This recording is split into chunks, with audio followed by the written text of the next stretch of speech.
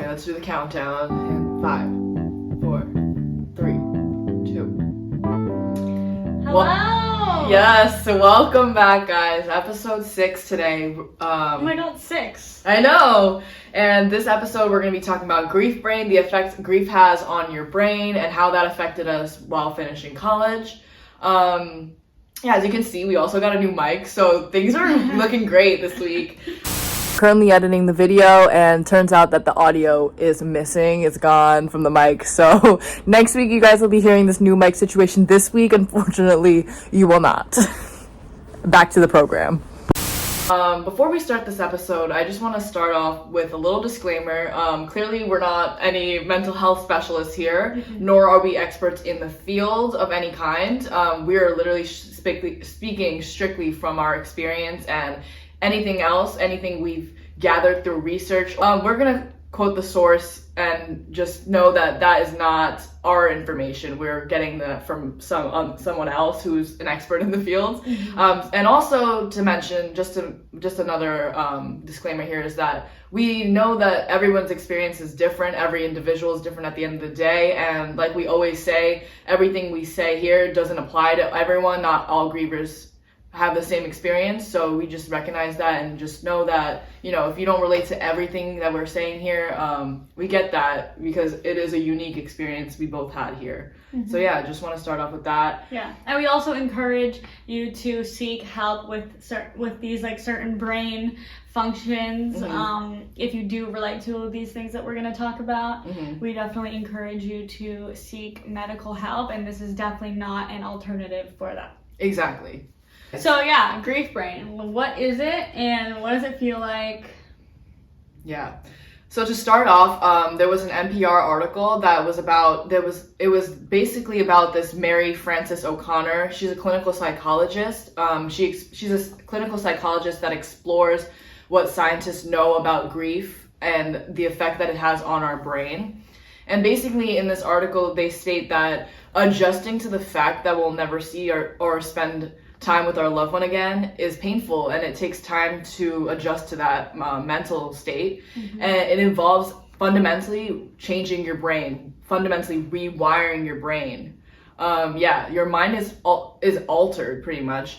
And if you think about it like this, your brain is an interconnected web, you know, and it controls all your functions, all your daily activities, anything like that, all your brain thoughts, processes, all of that. It's easy to see that this fundamental change requires you to reroute and sometimes destroy some of the connections that you have, and it makes it hard, which makes it in turn harder for you to access information and complete tasks that normally wouldn't be so hard to complete. Yeah. So basically, after your loss, your brain is literally being rewired because there's gaps now in the web that was your brain function.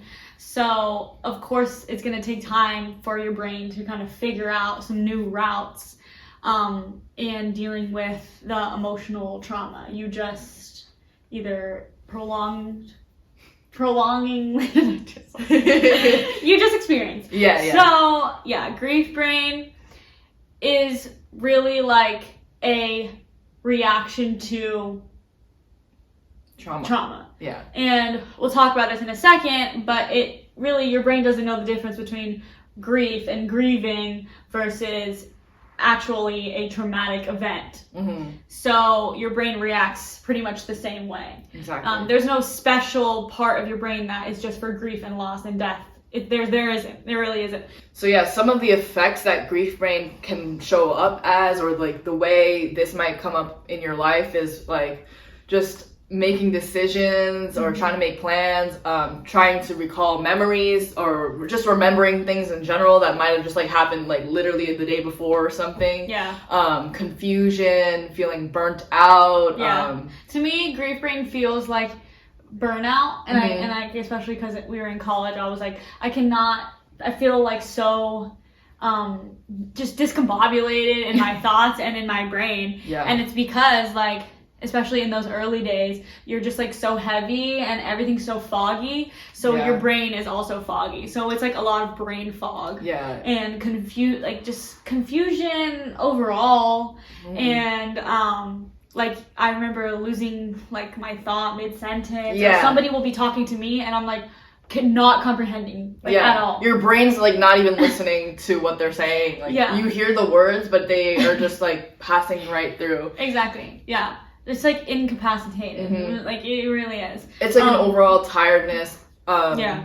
You can't concentrate, like we just said. Yeah. Losing your train of thought, like. And, like, memory, too. Like, my memory from those those first couple months, and even now, like, I don't remember things, and I wish I did. But, like, I was so far deep into survival mode where my brain wasn't capturing the memories like it normally would. Yeah. So a lot of that now, a year out, is, like, totally blacked out for me. That's what I was gonna say, is like you're in survival mode, you're too busy trying to like stay in the like alive, literally, like just trying to, you know, fight through the day at the end of it. And so when you're doing that, you can't focus on these like little things that are happening, and it's really hard to get through that, honestly. Yeah, like, for instance, I went on a little trip, like, a couple months after my mom's death, like, just, like, a weekend trip to kind of get away, and we went, like, to the desert, and I was trying to recall, like, somebody had brought up the trip, and I was like, I couldn't remember when it was, and they were like, we went right at this time, and I was like, we did? We did what? Like, that was then? Like, are you sure? No, I don't remember that. And of course, I remember going on the trip, but, like, I don't remember specific things, and I couldn't even tell you when it was. Yeah. Like, you know, it's all just a blur. Big blur. It's a huge blur. Yeah. It's like such a heavy cloud, honestly. It feels like it's just a huge, heavy weighted cloud that you're under, and you have to like fight through it to like get this literally light. Like a weighted blanket on your brain. Exactly. And you're like desperately trying to punch through it. So you can imagine trying to do like college during that, or working, you know, continuing your professional career. Oh my gosh. Also, I came across this infographic, or like this picture that depicts what grief brain looks like actually, like, in a visual way, and someone had like it set up like a breakfast plate. You know, there's like sunny side up, sausages, fruits, bacon, and maybe like some blueberries on the side, representing like, you know, the separation of all these little tasks in your brain. But after grief brain, all that just becomes scrambled eggs. Like, it all just gets mushed up. You don't even know what's going on. Sometimes you're able to pull certain things out, but it's just like, you know, it's all like mixed up, and the cognitive ability to separate these things just diminishes significantly. It's like the people who shake their Chipotle bowl, or they keep it separate. Everyone, they shake their bowl, and every bite is the same, and you don't. Exactly. I couldn't help but think about that when I'm honestly, that was like the best analogy that you described. Yeah. And then also Mary Frances O'Connor, the clinical psychologist I mentioned that had the NPR article, she has a book called The Grieving Brain, The Surprising Science of How We Learn from Love and Loss, which explores some things that we just talked about. But basically she says here that in the neuroimaging, scientists did some neuroimaging of the grief brain, and it showed that grief is tied to all sorts of brain functions we have, from being able to recall memories like we just talked about, to taking on the perspective of another person, to be and things, physical things like regulating your heartbeat and the experience of pain and suffering. So it really ties, your brain can't really separate these things. They're all tied together because of how your brain is interconnected. Exactly. Yeah. Grief equals emotional trauma. Yes. Right? Is that what you're saying? Yeah. So there is a Dr. Lisa Shulmann, and she's a neurologist. She wrote a book called Before and After Loss, a neurologist's perspective on loss, grief, and our brain. And in her book, she pretty much is saying something similar to what you were just talking about, where the brain doesn't differentiate between loss and an emotional traumatic event. And with grief brain, there's people who have low functioning grief brain, and then there's people who have high functioning grief brain. It's kind of like high functioning anxiety, that kind of thing, where yes, you have it, but you're still able to almost push it down or work through it in a way where it doesn't affect your life. So like, let's say you're a CEO, like you're still able to do it and get what you need to do done. Mm-hmm. You know, you're high functioning. That's one side of it. And then you can also be on the lower functioning side of it where it is impacting you. And when I was a student, at least, I was definitely on the low functioning side. I mean, you got it done, so that's all that matters. I mean, yeah, totally. Proud of you. In one of her interviews, she talks about a hypothetical. In this hypothetical situation, there's a bear on your hike. Yes. Okay? And your body and your brain immediately go into reaction and survival mode and defensiveness. And those parts of your brain are reacting to the trauma of a bear being literally an attack, like, you know? And the bear goes away. The bear finds a little path and it ends up, you know, ignoring you, or let's say it doesn't attack you, right? The situation turns out good. And once that's gone, your fight or flight, let's say the week after the sighting of the bear, you're not being triggered anymore. Yeah. So your fight or flight is over at that point. Right. With grief, your brain reacts the same way as it did when it saw the bear. Right. But it doesn't go away. Yeah.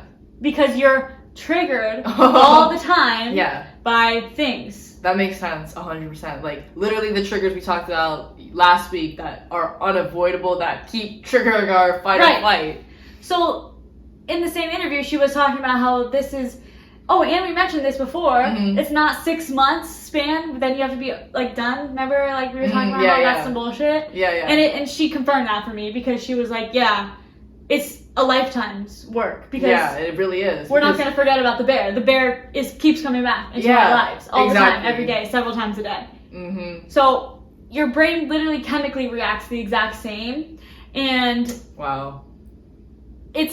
so she just frames traumatic loss as a chronic condition that we'll have to treat for the rest of our lives. Right. And I think a lot of people avoid doing that because they don't want it to sound like crazy and scary and like you have a disorder. You know? And it does sound like heavy, you know, grief disorder. Right. And I honestly don't even like it because we were making fun of it, like, oh, you have, you know, like complicated grief. Complicated grief. I'm like, okay, and I don't like that. Yeah. But at the same time, it is kind of helpful to hear that, you're right, it's not just gonna go away. You know, like, you'll always have that. Yeah. And once we recognize, we'll have to treat it for the rest of our lives. Right. We're not gonna try and push it away anymore. Yeah, and like I said in the last episode too, it's like the only way you can heal is to grieve, or like the only wrong way to grieve is to not do it. Yes, exactly. And so, you know what? Yeah, it is a chronic thing. You're gonna have to work on it for the lifetime, which doesn't sound comforting, but at the same time, working on it for a lifetime, like with anything, you know, practice makes perfect, or not perfect, but you know, you get better when you do it more often. So just like that, healing and grieving is the same way, and it's gonna become easier / like less painful as time goes. So just like a traumatic brain injury, your brain has to recover. You have to take time and direct energy to recover from it. And, you know, for me, I was forgetting whole time periods and whole events and months that are literally non-existent in my in my memory. And, like, over time, it has settled down, and, like, some of those things come back. Yeah. But, like, it's like somebody punched me and I had memory loss. Yeah. I mean, it's literally the same thing. I physically cannot remember. I literally could have been in a coma because I don't remember. You know, so that's kind of what she was saying. Like, it's very similar in your brain. Yeah, that's honestly, like, a really good analogy / like a good way for me to like envision how this affects people, because it's really hard for someone who hasn't been through this experience to really understand how this affects you and your whole fucking brain function and like literally every single thing, you know? I do feel like we may sound a little dramatic, but like it's totally not dramatic. This is just how it is. I mean, dramatic to like the person who doesn't. That's the non-grievers. Yeah. But it is not dramatic. Like, this is exactly how it is. The same neurologist, Dr. Lisa Shulmann, who we were just talking about. So in an American Brain Function webinar, she said that low to moderate stress increases nerve growth and improves memory and reduces fear. That's low to moderate stress. Right. So daily like things, that's why people normal. are like a little bit of stress is good because it, you know, it does all those things that we just said.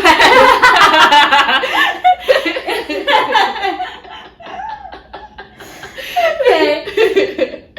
So moderate stress is good. Because it creates all these new brain paths and, you know, it's good for you. However, the chronic stress, the grief, the trauma, okay, that causes the opposite. It actually causes a reduction in the nerve growth and memory and increases your fear. And it literally makes your brain focus solely on survival. Right. So that is the stress response. The stress response, the severe stress response, okay? Right. The severe stress response, damaging as fuck to your brain. Yeah. Literally, the more you have that, it becomes hardwired in your brain to be in survival mode all the time. Right. Like the rewiring of the brain we were just talking about, but now we're rewiring the brain to be in this constant stress provoked, like fight or flight person, you know? Yeah, exactly. So it's a really stress, of course, people are like, oh, don't get too stressed out, don't get too stressed out. Like, yeah, you know why they say that? Because it really is damaging to your brain. Like, it hardwires your brain to always be in fight or flight. Yeah. That's why we have anxiety and depression. It's so prominent in our society right now. Right. Like, the stress levels are just through the roof. Yeah. So now that we know how the brain reacts just the same as any other traumatic experience, let's talk about how we actually felt that happen in our own lives, being in college and being like our last semester / last year for you in college.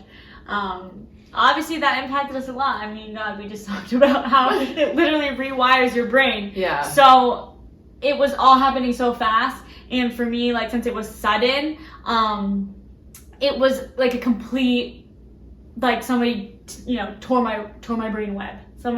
Some kid came and, you know, just like scrambled it up. Yep.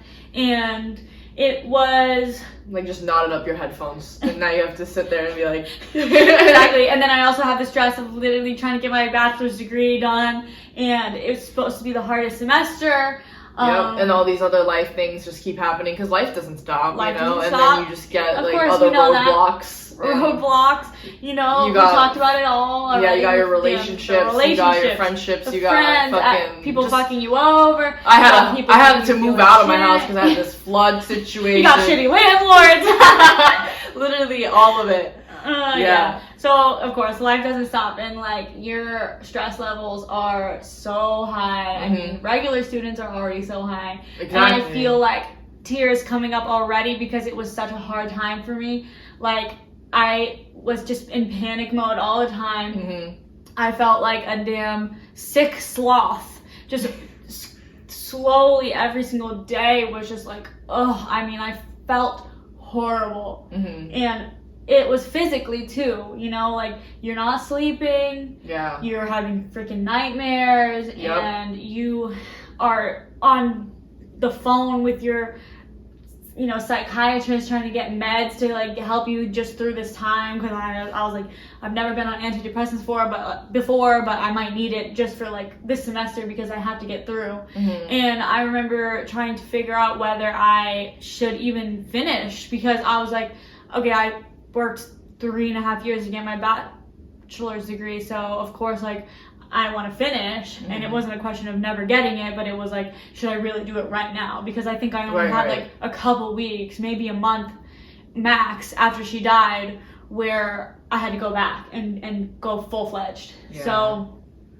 yeah, I mean, basically, I had to tell everybody, I had to ask all my professors for help, and like everyone had to be on my side for it, because otherwise, like, I don't think I could have done it secretly. But I know for you it was different. You didn't tell your professors? I had to tell my professors too, because I had to like go to Japan, and I was going to be like in a different time zone. I had to like get my tests changed to different times.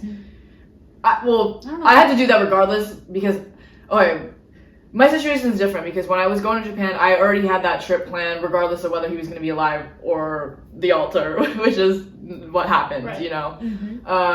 so I already had told my professors, like, I'm going to Japan. They knew my dad was sick, and that's why I was going. So I had to send them a second email where I was like, update, my dad passed away. Yeah. And that's like, oh my god. I mean, I would be devastated as a teacher if I received that email.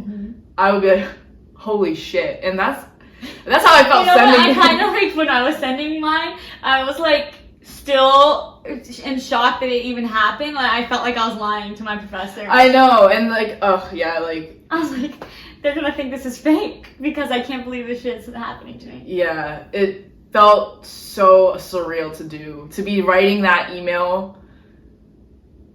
Honestly, I'm like traumatized just thinking about it. No, me too, because writing that email was just the most surreal experience. Like, I was definitely dissociated, and I was just like trying to write my professional sounding email without like, you know, sounding just unhinged. And I remember not caring if I sounded unhinged because I was unhinged, and but I also I'm really good at writing email, like professional sounding emails. Major or whatever. Yeah, so I mean, like, naturally I was doing it. I mean, I've never looked back, and I don't know if I really want to. Maybe one day, you know, maybe I should pull it up right now. No, I'm not going to. But like, I remember it being very traumatic to write.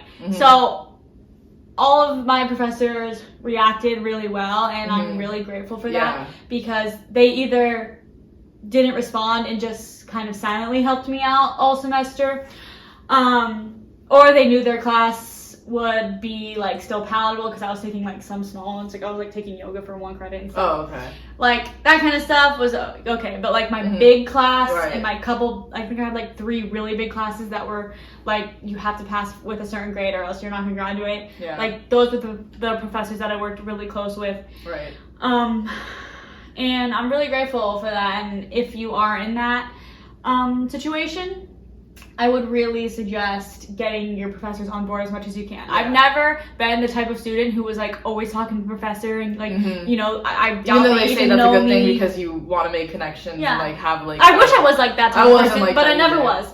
But I was like, peace out, class is over, packing up my bag, I'm out of here. And also because we went to a big school, like our classes are like 300. Yeah, the big lectures anyway. And then even the small lectures are like 50 70. Exactly. So if you go to a small school, I'm sure it's different.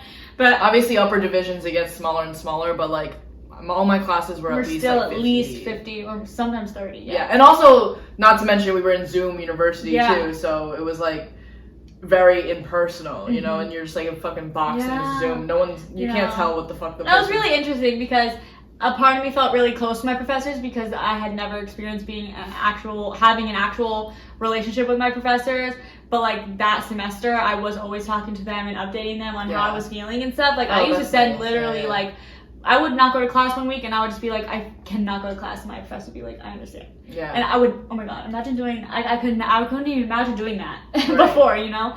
But they had to understand, like, you know, if I was not in that situation and I sent an email to my professor being like, sorry, mental health day, like, I don't know, I would feel comfortable doing that. But in that scenario, I would do it because I was like, I honestly can't.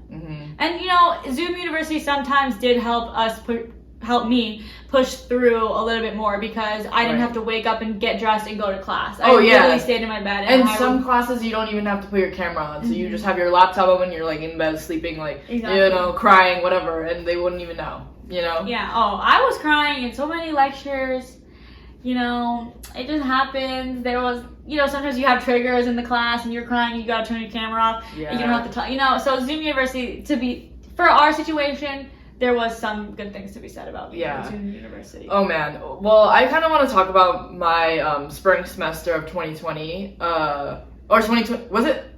2021. Oh my. Yeah. Spring semester of 2021, which is like just not this past one, but the one before that.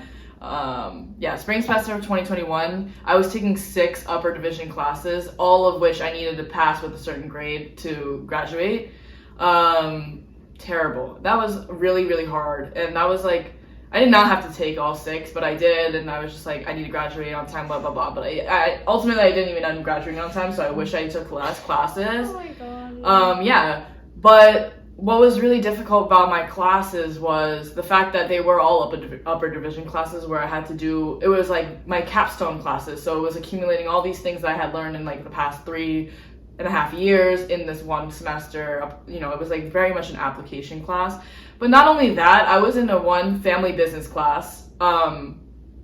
Yeah, the name goes, you know, and the family business class, guess what?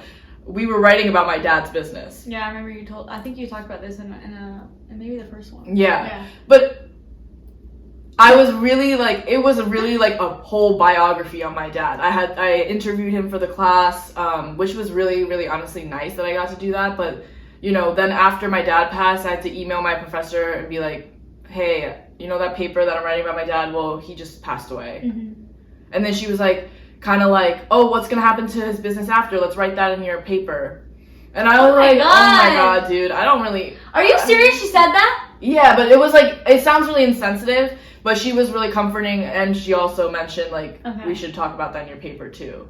But I was like, oh, no, I really don't want to think about it. Yeah, it was just... Yeah. And then, so what happens after the death? This is so good. Learning experience, guys. This is about the, what's that called? When you, whatever, I don't care.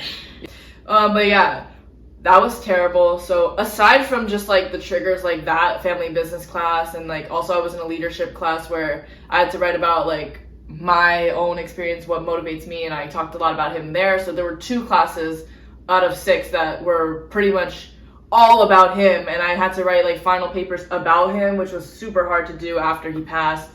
Yeah, not only that, but just like being able to focus in class was hard because your mind is literally thinking about much more important shit than fucking trying to get these assignments done, or like listening to what this boring ass lecturer is saying. Already it's hard in a Zoom university. Like, it's fucking hard because it's like monotone, you're just like on a computer, there's so many distractions.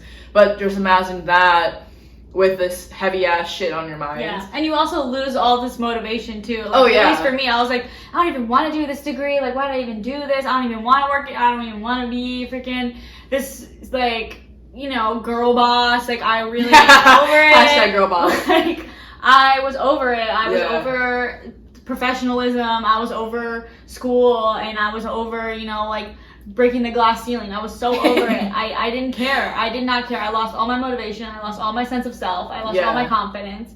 And I was done. And that literally impacts you trying to focus too. Because you're like, I don't even care. Yeah, you're like, why am I doing this?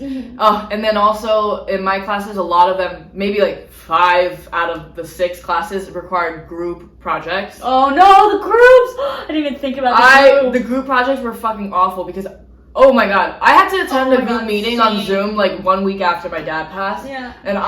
And before that, you know, people who know me as like a very kind of like an energetic person, like before the loss anyway. I'm like, you know, I'm just like a energy off the wall, like whatever. And it was really sudden. Like, I was like the one, you know, carrying this like group project, kind of like being like, hey guys, so what are we gonna do? 1 week after the loss, I go in there, I'm like this. Like, what else? I'm like trying to hold back tears. I'm like, are we done yet? I'm hanging up, you know? And yeah, it was. I wonder if people noticed your. Oh, people it was so. Because for me, my group mates only knew the version of Julia who was like probably the least helpful. Yeah, I mean, it was so noticeable, and then also, it was really a lot because if my shit got exposed because in one of the group projects, we're writing a paper about my dad, and then they all found out that I lost him, and I'm meeting them in the group, and like they're like, I don't know what the fuck to say to you. Like, first of all, they're strangers. I've never met them in life at all. So how are they gonna, like, you know? It's like walking on eggshells, but like, I don't know. It was really just awful. It really was. I mean, imagine having to professionally socialize right after your dad passes away. I mean, it's literally one of the hardest things. Yeah. You have to wear this mask, and you're painful. Cutting through it's your exhausting, mask, and people and it's are like looking around, and it's so painful and very difficult to do. Yeah. It really like tears at you, and it's like super exhausting. And then I think also like when you're forced to like keep this mask up, like ultimately there comes a point where it all comes pouring out. Like, you know, when you keep your shit bottled in, like ultimately it's gonna pop, and you're gonna be like, whoo, like just, you know, like it. And that's how I felt after I graduated a little bit. Actually, no, I didn't, because I still had more shit to worry about because I had a terrible landlord and I had to move out and then I had all these other things to worry about. And so really my life didn't calm down with like shit after shit after shit until like August, which was like almost 5 months after my dad passed. So I was in like autopilot survival mode all the way up until that point, until I was finally able to sit with my grief and be like, let me try to like focus on that, you know? Yeah, totally. So, oh my gosh, finishing college was extremely hard, you know, it just was. But also, I do want to talk about living with loss, because we both attended this, it was like this group therapy situation where all these people from our university who had experienced a loss was able to join, you know. Basically, okay. Yeah, we attended Living with Loss, which was a group that SDSU, our university, put on for us, and it was really helpful because it was all students our age, and everyone's in the same boat. Everyone had just lost someone. They reached out for help, and there was this group that they offer if you're a student. And I was only able to do it for the last semester. And then once you're a student, you're not allowed to be in it. But then I told Yako to be in it, and she was in it the semester after I was. And it was really helpful because it let me know that I wasn't the only student, you know, trying to be a student and go through this at the same time. Yeah. And it was comforting to know that I wasn't alone. And it really inspired me to lean on a community, and maybe even subconsciously starting this podcast and talking about it and being open about it and vulnerable about it with tons of people. Right.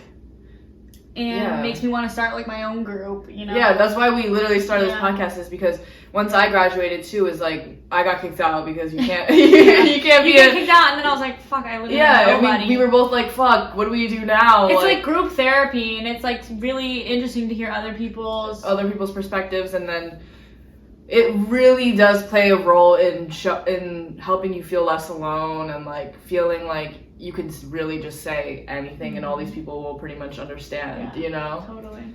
And so that really was awesome, because it did show me that there are other people in the same situation, going through similar things. And then also, I just wanted to say, like, I was one of the only seniors in my Living with Loss group, and a lot of the girls that were in the group were freshmen, and I mean, I can just only imagine how difficult that must be to be, one, adjusting to a new school, moving, maybe some people probably move fucking miles away from their home, you know, like hundreds of miles away, thousands of miles away. We moved 3,000 miles away, like, you know, like fucking a lot. So you're far away from home, you're adjusting to a new environment, you're trying to make new friends, you're trying to figure out who you are in this new place, and then on top of that, you're trying to grieve a loss. Like, it's just a lot. A big life change. It is, and like I can't even like. I mean, it kind of in the same way though. Like leaving college as a senior is kind of the same thing, because it is another transitional chapter. True.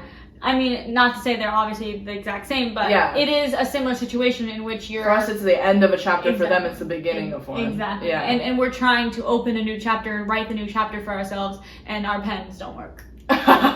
Yep. And their pens don't work in the beginning of their chapters, too. So, you know, it's kind of the same thing. Yeah. But yeah, we just want to, like, I don't know, it's just crazy, because I'm looking back at, you know, how difficult it was for me to like figure out who I was in freshman year, and like it took me a good maybe year to figure out and like stand where I wanted to stand and stand as who I wanted to be. And it took me a fat minute. It took me a fat minute to figure I was going through like a million different phases. I was just like trying to figure it out. Yeah, and I ran through friends. Like I had different friends for sure. Like for now, like I don't even talk to half the people. I don't even talk to. I think that's normal. Yeah. Yeah. But yeah, and then just having to go through that transition. Also, our transition wasn't easy too, because now you're transitioning out of college and because you're supposed to be finding like your career, and you're supposed to, you know, people have a lot of pressure out of college. You have to either get an internship, or go into your master's, or like get a job, you know. Right. There's really, you have to have an idea of what you want to do with your life. Exactly. And who you want to be. Them start it, you know. And after graduation, people are like, so what are you doing? Where are you going? You know, you move to a new city and start your new job. You know, that's like what people want you to do, and that's like the expectation. Right. So for me, I already knew that I was going to be letting that expectation down 110%. And in a way I did, because I didn't get a job, and I was totally mentally unstable and, you know, incapacitated. I remember telling my professors, like, I cannot hold an interview. Like, there's no way I can't even talk to people. Like, I remember telling my professor, like, on Zoom, I was like, I can't. I just kept saying I can't, because I could barely talk to her and come up with actual words. Like, I remember feeling so disappointed in myself, because I used to be able to conduct these interviews and sound so professional. Right. At least I thought it did. And you know, did. and then after with Grief Brain, I could not sound professional for my life. It took me so much like grounding, and even still, I couldn't come up with simple words. I couldn't find words, and I had to use like very simple language, and that just wasn't working for a senior in college. So that's why I had to take a break, and I definitely feel much better now than I did at that point. Yeah. Because of course we started our own podcast, and we're doing so much stuff for that, and like that is something that I'm really proud of, and like that goes to show that with all this grief brain that we're talking about, and all these struggles with grief brain, like it does subside after a while. Like I don't know the time. I don't know. I think everyone's different. As a professional. It's not. You can't really like. Of course, for every person it's different. For every person it's different, and of course there's no exact timeline. But it does take time. Or solution. But I will say that if you are in the thick of it right now, and you're listening to it, and you're like, "That's me," like I can say confidently now, where I'm at a year later, like the words are coming back. Some of the memories are coming back. I don't feel as incapacitated mentally when it comes to grief brain, you know, like we were talking about in the beginning. Those webs are being rerouted, and I'm having more moments of clarity. And, you know, before I was like, I'm never going to be able to work or, you know, focus on a project ever again in my entire life. And then look at us now. Like we have this whole podcast that we host and produce. And just to add on to what you were saying is like, I remember like after the loss, like I could not get asked a single question, like whether that was school related, you know, like, oh, what should we do for this project? Don't fucking ask me, bro. I literally will start crying, like, and then also like just even simple things like, what do you want to eat for dinner? There were so many options that I would get overwhelmed. Like I don't know. I'm already kind of an indecisive person, but shit, like I couldn't even. It was so overwhelming. I would just start crying. I could barely like make any decisions, and then imagine trying to like now have to decide about moving out, trying to find a new house, and then I'm like, oh my, like it was super overwhelming, and like it was like at every turn I would be crying pretty much. Like I remember my friends came to visit me, and they were like, what do you want to do tonight? And I would start crying, and then they'd be like, okay, guess what, this is what we're going to do tonight, is cry. And they were down with it, which was really nice, but yeah, that's how it was for me. And then the difference from that to like, I recently went to Vegas for one of my friend's birthday, to being able to like, you know, make decisions like, oh, I want to be able to do this in Vegas. I want to see the Paris Hotel. I don't know, we're just random shit, but like, it just, time definitely has made it a lot easier for me to do things. Like now I work 2 jobs. I couldn't even imagine doing one, you know?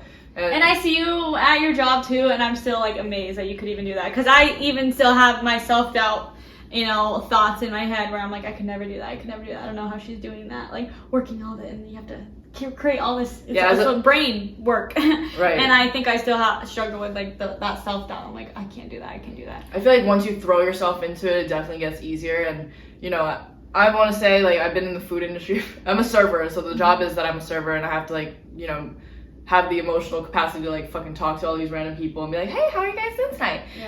What do you want to eat? You know? And I think because I've been in this industry, and I'm not saying this proudly, but I guess like it's just the facts is that my first job was the host, and then I became a server when I was 18, so now I'm 22, and it's been like 4+ years of this, so it's definitely a lot of practice and being able to compartmentalize these things sometimes, because, you know, there are going to be bad days. You just have to kind of like sometimes have to like put that aside if you're going to do a job like that, which sucks, really sucks. No, for sure. But yeah. And that also goes to say, like, when we were students, like, we obviously both graduated, so it was hard, but there was times where we had to put it aside. Like, no matter what it took, like I had to put it aside. A test, studying. Like, if I don't force my brain to make some type of connection between these things, I'm gonna fail, and I'm not gonna pass, and I'm not gonna graduate. So there was this level of, it was still functioning because we graduated, and honestly, I think I got on the dean's list. Like, I still had. Oh yeah, so did I. So, like, you know, we were able to do it. Yeah, we did it well too, which is crazy. Yeah. And yeah, like with straight A's too. Like, how the fuck? Mm-hmm. But it was still. It's looking back on it, it was so difficult. Yet we somehow persevered through it, and somehow. And yeah, so fuck. What was the point of saying that? What did you just say? I was saying. Oh yeah. Wait. Oh. No. So, come on, Julia. I know, that happens to me so much. This is grief brain right here. This grief brain is a good example. So, studying, for instance, compartmentalize. You have to compartmentalize, because if you don't, there's so much at stake.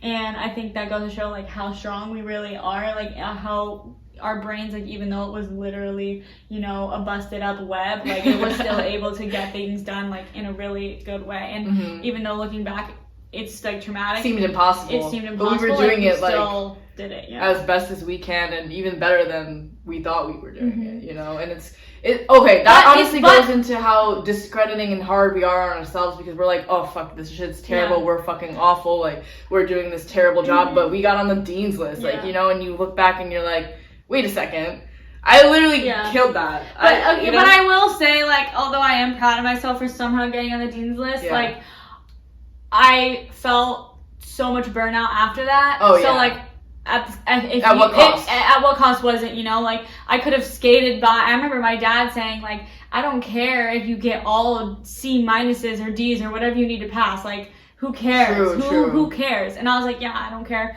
But, like, of course, that there was still something inside of me that was like, if I can attend, I'm gonna attend, so I don't get a D. And so, like, I think that was that part of me pushing through. But that doesn't mean, like, you have to be that way. Like, if you do get all D's and you skate by and you still hold that degree in your hand, literally that's just as valid. Like, honestly, I would have done that, but somehow I was able to. But if you're not, like, literally, honestly, who cares? Like, the stress of, like, trying to be a good student and, like, living up to that expectation of yourself to, like, maintain, like, these perfect grades, blah, blah, blah, blah, adds so much pressure. And to give yourself that leeway to be like, I get what I get, I did it the best that I can, and that's it. Like, instead of being like, I need to get an A. Yeah, because upon graduation, I was burnt out and I couldn't do anything. So, like, because I was pushing myself and compartmentalizing so hard, like, I was so burnt out. So, like, it was able to we were able to finish, and I'm really happy and grateful for that. But, like, it wasn't all tears of joy. Like, it was literally burnout at graduation. I was done. I could never think about another essay and ever going back to school, another test, anything even remotely close to that. So although I'm really proud for, like, persevering through that, it had severe consequences. And, you know, going back, if I could do it all again, like, I don't know, maybe I would take another semester to maybe let some of the grief brain subside. But, you know, then that would have been, you know, there's a million other things. So it's all about the what ifs. You know? In my situation, I took those 6 classes, and then I had to take 2 more to graduate. And I had fully intended on taking those in the summer. I like signed up for the summer class and everything. But upon summer coming, I was like, there's no fucking way I can do this right now. So I made the decision to not do that, because if I did that, I could have graduated in May. or I could have at least walked and graduated at the end of summer. But, you know, I'm like, why the fuck am I rushing this? Like, what's the difference if I graduate in August or if I graduate in December? Totally. And the difference is my mental state would be so much better if I had I allowed myself the time to just graduate in December, and that's what I ended up doing, because no, I'm not going to spend the summer semesters are what's shorter too, and they're condensed and they're a little bit more, they require more high focus, because all this information that you would have had like 8 weeks to do, you're doing in like 3. So it is like so much more, I don't know, it's just a lot for you to do too when you're going through all this and have to move out all this random shit of what I was going through in my life too. So I am really happy that I was just kind of like, fuck it, I'm gonna graduate in December, I'm taking these classes in December. It really honestly like fucked me up for a second. I think that's good though. Yeah, it did fuck me up though, and it was a hard decision to make, because I was like really hard on myself, and I was like, damn, I'm really graduating late, and like there's no late though, you know, it is all you. There's no one to compare to, so it's not late, it's just you, and this is what you have to do, and that's it, you know. So don't even feel bad about it. Like, don't even be like, oh yeah, I'm graduating late. To what standard? Who cares, you know? And as long as you feel good, that's all that matters. And so, yeah, I did graduate like a semester behind when I was supposed to, but it was the best decision I could have made looking back, because, yeah, it just helped me, one, you know, subside my grief brain a little bit to a place where I would be able to handle and like think about my class, instead of like we said, having all these symptoms that make it so much harder for us. But the time allowed it to be a little easier for me, for sure. Love that. Yeah. Thank you. All right, that's it for this episode, everyone. If you're not already, go follow us on Instagram at Grief Uncensored Podcast. Yes. If you want more of us. And if you're listening to us as a podcast, go ahead and go to YouTube if you're a visual person. We also have a visual version of our videos that we record. Yeah, so subscribe to us. Just do it.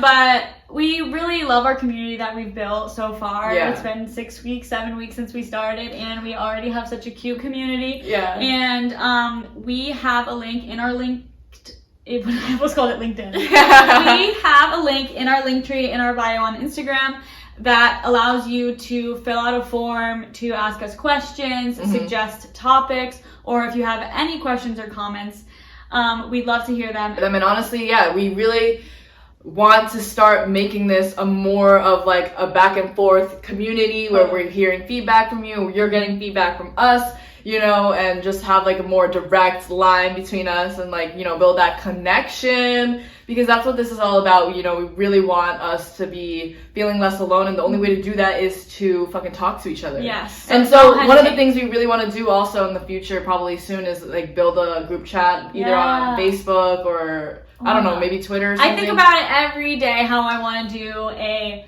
specific group for us in our community. And yeah, we don't know what would be the best place for that. So let us know in the feedbacks too where you would want to do that, like Facebook group. Yeah, there's a group couple Twitter options. Group. I don't know, like I never use Facebook, but for a Facebook group, I think I would start using Facebook. Yeah, exactly. So we'll figure it out. But if you haven't seen on our Instagram, we launched a Feature Your Loved One series where you can send in information, a caption, along with photos of your loved one, and each week we'll be posting your loved one and their story to share their memories and keep their life and legacy alive, and for other people to visualize and experience them. Yeah. So if you want to, the link is also in our link tree in our bio. Yeah, we would love for you guys to participate and do that, just because, you know, we want to honor all of our loved ones here. And yeah, this is a space that we created to do that. So yeah. I think that's everything. Please consider doing that. And yeah, we'll be back next week. See you guys next week. Bye.